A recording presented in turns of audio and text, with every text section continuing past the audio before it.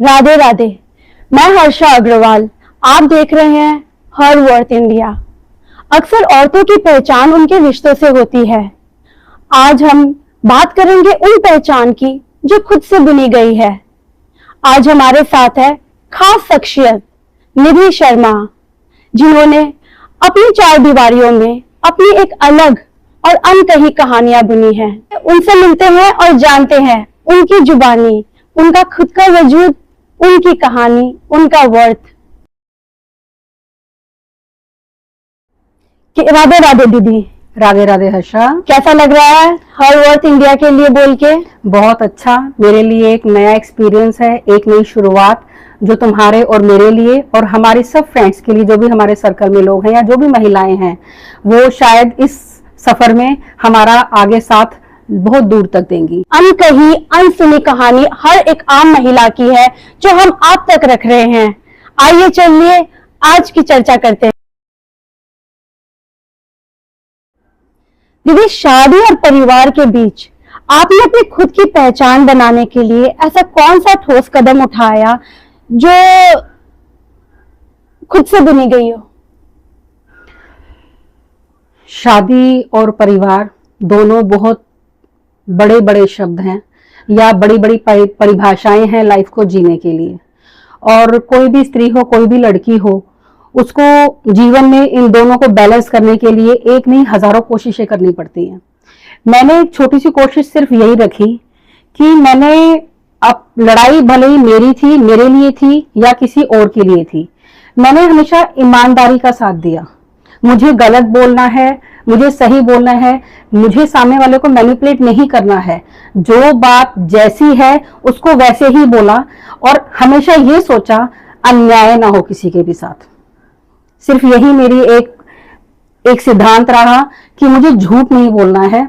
जो जैसा है उन सब बातों को बिल्कुल साफ साफ बोल के आप एटलीस्ट थोड़े टाइम बाद या कुछ सालों बाद अपने आप को जवाब दे सको कि मैं वहां पे गलत नहीं थी।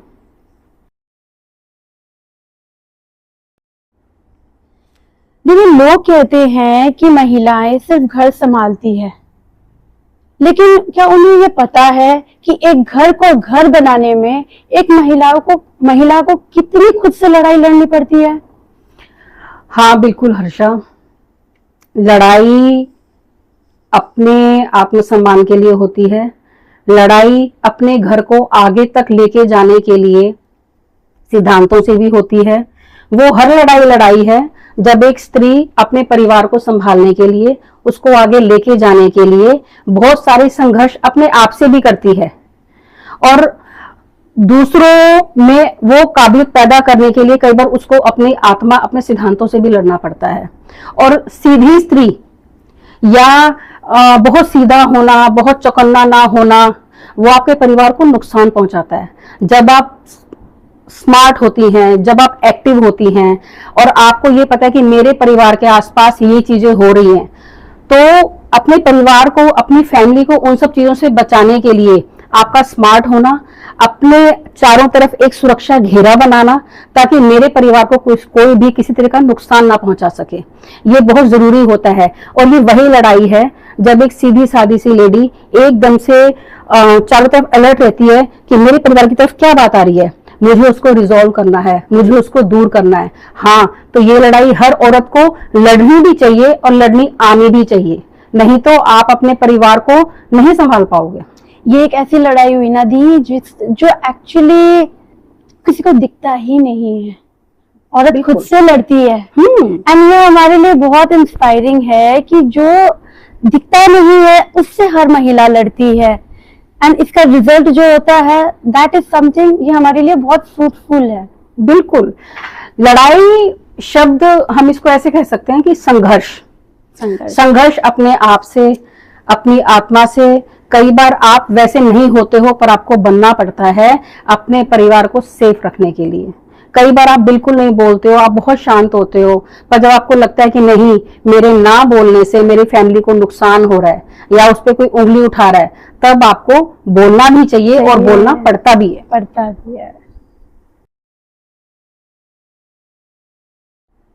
दीदी, क्या आपको लगता है जो सफर आपने अपने परिवार को दिया, क्या वो सैक्रिफाइस था या चॉइस थी?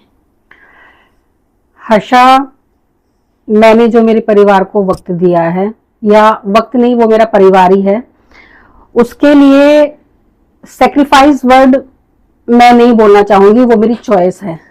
क्योंकि आप अपने परिवार से ही हो। मैंने अपने परिवार को प्यार किया है, संभाला है। उस छोटी सी बगिया के फूलों को मैंने पानी दिया है, वक्त दिया है, अपना समय दिया है, इसके लिए कि वो बगिया लहलहाए, वो खिलखिलाए। और आज मैं इस बात से बहुत संतुष्ट भी हूं कि कहीं ना कहीं शायद मैं कामयाब हुई हूं। दूसरा, परिवार को वक्त देना, चॉइस, ये अपने आप में बहुत बड़ी चीज होती है। मैंने प्रोफेशन को छोड़ा या मैं आगे कुछ कर सकती थी, बट मैंने नहीं किया, क्योंकि मेरी प्रायोरिटी मेरे बच्चे और मेरे हस्बैंड रहे। मुझे उनको मजबूत करना था। परिवार का मतलब सिर्फ अच्छा नहीं होता कि जो अच्छा है उसको साथ रख लो और जो अच्छा नहीं है उसको छोड़ दो, उसको त्याग दो। नहीं, परिवार का मतलब अच्छे और बुरे को दोनों दो बाजुओं में लेके चलने का मतलब होता है। अगर आपका एक बच्चा बहुत अच्छा कर रहा है और एक बच्चा अच्छा नहीं कर रहा, या एक बच्चा आपको बहुत पसंद है या एक बच्चा आपको पसंद नहीं है, तो इसका मतलब ये नहीं होता कि आप उस एक बाजू को काट के फेंक दो। आपके लिए दोनों ही बराबर हैं और आप कामयाब तभी कहलाओगे जब आप दोनों को साथ लेके चल पाओगे। उन्हें भी जैसे आपने उनको साथ रखा वैसे वो भी आगे तक साथ रहें। इस चीज का नाम परिवार है। परिवार काट के फेंक देने का नाम नहीं है, परिवार साथ में जुड़ के चलने का नाम है। और ये मेरी चॉइस थी और मुझे बहुत खुशी है कि आज मैं कहीं भी, मेरे रिलेटिव हैं या मेरे लोग हैं, मैं वहां पे एक माध्यम हूं जुड़ने का। बिल्कुल। कहीं भी कोई भी किसी बात को भी लेके कुछ भी मैटर है, मैं परिवार में बहुत छोटी हूँ, दोनों जगह ही, बट सब मुझे एक बार कॉल जरूर करते हैं कि बता ये कैसे करें। तो मैं छोटी होके भी ये सोचती हूँ कि नहीं, मैं अगर किसी को हल्का कर पा रही हूँ, किसी की बात सुन पा रही हूँ, किसी की बात समझ पा रही हूँ, तो ये मेरा एक बहुत छोटा सा रोल है अपने परिवार को बांध के रखने का। परिवार को सुनो, परिवार बोलना चाहता है। परिवार के हर इंसान में एक फीलिंग दबी हुई है। अगर आप उस फीलिंग को सुन लेते हो, उसके तनाव को, उसके गुस्से को, उसके प्यार को बाहर आने देते हो, आप परिवार को जोड़ पाओगे। पर अगर आप ये सोचोगे कि परिवार का मतलब सिर्फ ये होता है कि अच्छा जो मेरे कहे में है वो मेरा और जो मेरे कहे में नहीं है वो मेरा नहीं है, परिवार एक साथ कभी नहीं रहेगा। तो मुझे इस बात की बहुत खुशी है कि मेरा परिवार मेरे साथ है और मुझे भी सब बड़े लोग बहुत प्यार करते हैं और मैं अपने छोटों को बहुत प्यार करती हूँ। जरूरी नहीं है कि हर चॉइस सैक्रिफाइस ही होती है। अपनी अहमियत समझिए, अपनी कीमत बनाइए।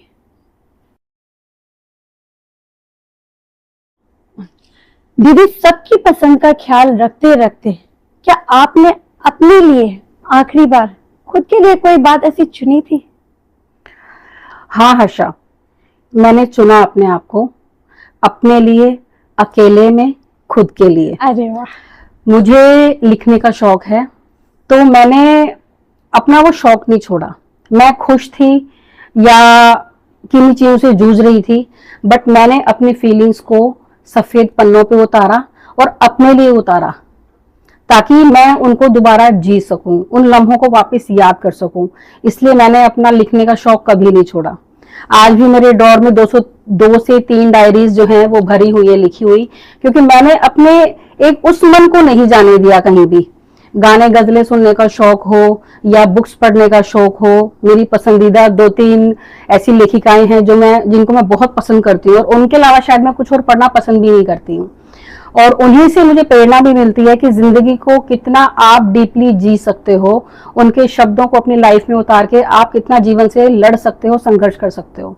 तो मैंने अपने लिखने के शौक को हमेशा जिंदा रखा। हाँ, मैंने उसे कभी बाहर नहीं आने दिया, मैंने लोगों के सामने उसको सुनाया नहीं, क्योंकि वो मुझे लगता है कि ये मैंने मेरे लिए लिखा है, तो ये सिर्फ मेरे लिए है। तो वो एक शौक को मैंने अपने लिए हमेशा जिंदा रखा। वही हुई ना, एक अनकही अनसुनी कहानी आपने अपनी डायरी में बंद करके रखी है।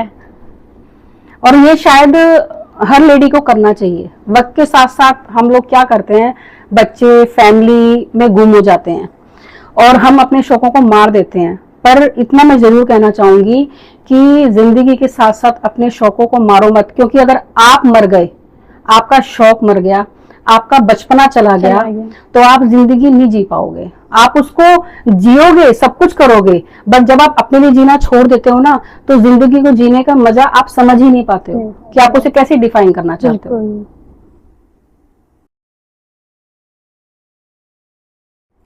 दीदी, वो कौन सी बात थी या ताना था जिसे आपने अपनी कमजोरी नहीं बना के अपनी ताकत बनाई? किसी भी महिला के लिए जब वो अपने आसपास के परिवेश में रहती है, बहुत सारे लोग उसे प्रोत्साहित करने वाले होते हैं और बहुत सारे लोग उसे हतोत्साहित करने वाले भी होते हैं।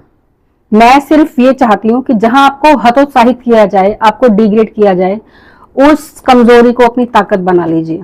जैसे कि ये तो सब कुछ अपने आप कर लेगी, हाँ मैंने अपने आप किया, मेरे हस्बैंड के साथ मिलके किया, जो किया हम दोनों ने अकेले मिलके किया। दूसरा, बच्चों को लेकर कि यही पढ़ते हैं क्या, यही करेंगे सब कुछ, हाँ मैंने इस चीज को अपनी ताकत बनाया। आज मेरे दोनों बच्चे अपनी जगह सक्सेसफुल हैं, उन्होंने बहुत नाम रोशन किया है अपनी फैमिली का और मुझे बहुत गर्व भी है। पर मैंने उनको भी यही सिखाया कि बेटा जब तुम्हें दुनिया ये बोले ना तुम ये नहीं हो, तुम्हें वो बन के दिखाना है। तो यही मैं सभी को यही बोलूंगी, अपने फ्रेंड्स को भी, कि कोई अगर तुम्हें कमी निकालता है ना, उस कमी को लेकर रो मत कि उसने हमें ऐसा क्यों कहा।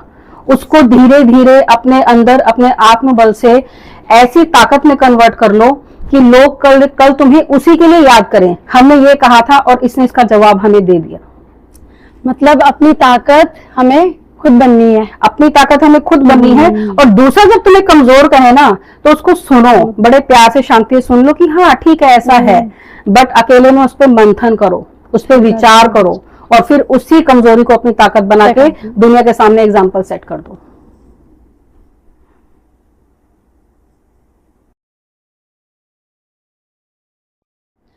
दीदी, अगर आज आपको एक लाइन में अपनी बेटी को या किसी महिला को ये बताना है कि उसकी वर्थ क्या है, तो आप क्या कहेंगी?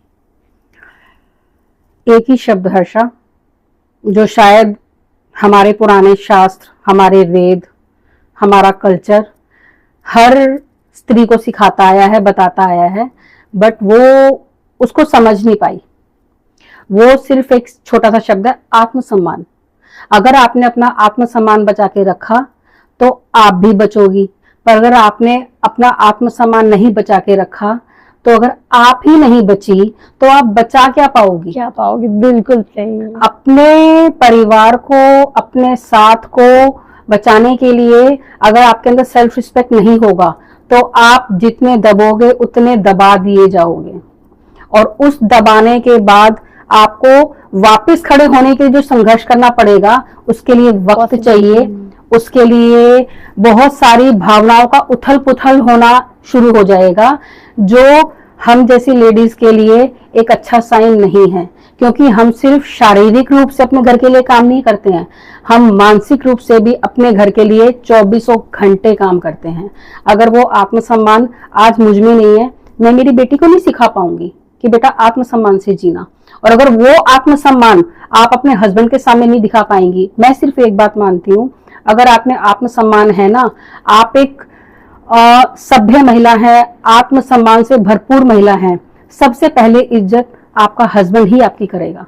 अगर आप में आत्मसम्मान नहीं है ना किसी दिन आप ये शब्द सुन लोगे कि क्या तू है ही क्या, पर अगर आप आत्मसम्मान से भरपूर महिला हैं तो आप पे उंगली उठाने वाला कोई नहीं है। इसलिए हर बच्ची, हर फ्रेंड, हर लेडी, हर बड़ी लेडी या हम उम्र के जो हमारे लोग हैं, हमारे साथ के लोग हैं, मैं सिर्फ एक ही बात बोलती हूँ, अपने आत्मसम्मान को कभी भी कुचलने मत देना।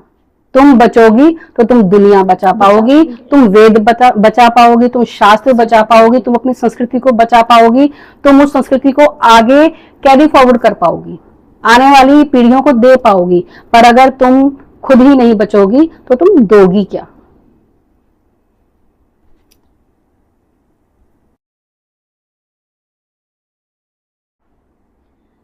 दीदी, आज आप क्या मैसेज देना चाहेंगी अपनी फ्रेंड्स को, कलीग्स को, समाज की उन महिलाओं को जो अपने आप को घर में बंद करे बैठी है, जो इनसिक्योर फील करे बैठी है कि नहीं, मेरी जगह जहाँ है मैं ठीक हूँ, मेरे को ज्यादा नहीं सोचना। मेरा हर्षा ये मानना है, बहुत सारी फ्रेंड्स हमारी ऐसी होती हैं कि जो ये सोचती हैं कि नहीं, हमें बात नहीं करनी, हमें बाहर नहीं जाना। बाहर मैं भी नहीं जाती हूँ, बट मुझे ऐसा लगता है कि अपनी फीलिंग शेयर करने के लिए आपके पास जगह होनी चाहिए। कुछ ऐसे, जैसे बहुत अच्छी किताबें जिंदगी के लिए दवाई का काम करती हैं ना, ऐसे बहुत अच्छे दोस्त आपके लिए संजीवनी का काम करते हैं। आप 2-3 आपके पास ऐसे दोस्त जरूर होने चाहिए, या एक ही हो जिसके पास आप अपनी हर चीज को शेयर कर सको। आप अपने मेंटल प्रेशर को, आप अपनी फीलिंग्स को, आप अपने स्ट्रेस को शेयर कर सको।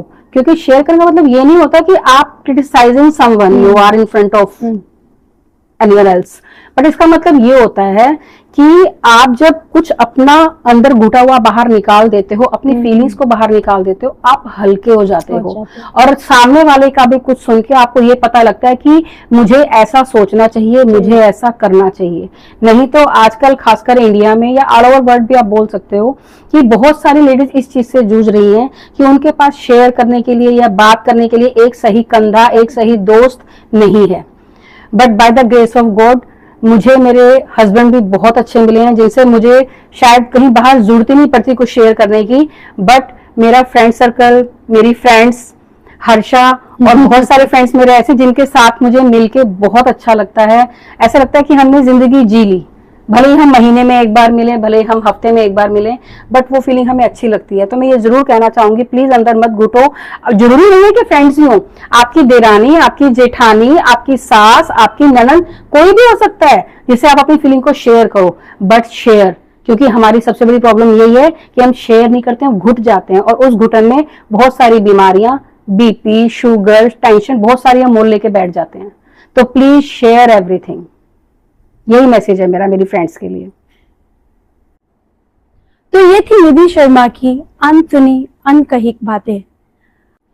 याद रखिए, आपकी वर्थ आपसे शुरू होती है। आइए जुड़िए अगले शुक्रवार एक नई दास्तां के साथ। हर वर्थ इंडिया। हर औरत की अपनी एक पहचान, अपनी एक कीमत होती है। जय गुरुदेव। जय गुरु।